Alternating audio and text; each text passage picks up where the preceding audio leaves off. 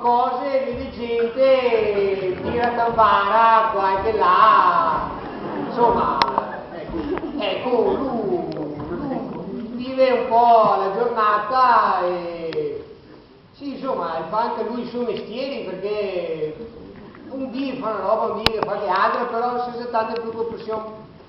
Non ha tanta pressa, suga quel bolle, già si mara più, perché lei è montoso, non è che fa mai nessuno, ma è anche lui Dio per conto suo. E il mondo se bello perché lei ha colori, perché sennò va negato, il mondo è bello perché va negato. Stracciatella. E comunque è una persona per bene.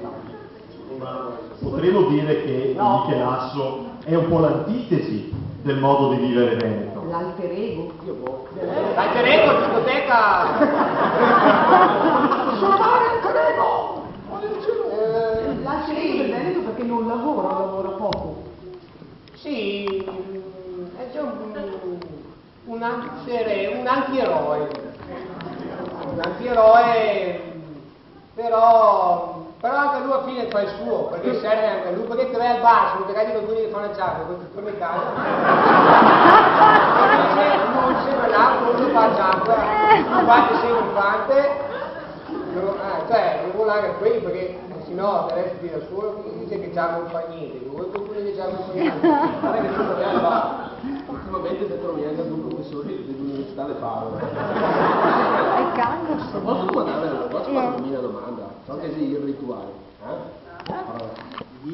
Ma quanti senati che ne so dal rettore dell'università di Padova a Donatella. Ciao ragazzi, come siete? Cosa devo fare oggi di nuovo? Un libro con Massadore. Uno, TJ. Intanto noi altri non abbiamo chiesto permesso a nessuno. Brava! Speriamo che ti fai in testa tua. Perché, come sapete, se ti sfondi tutti non ti fai niente. la ricerca si basa sulla libertà di ricerca.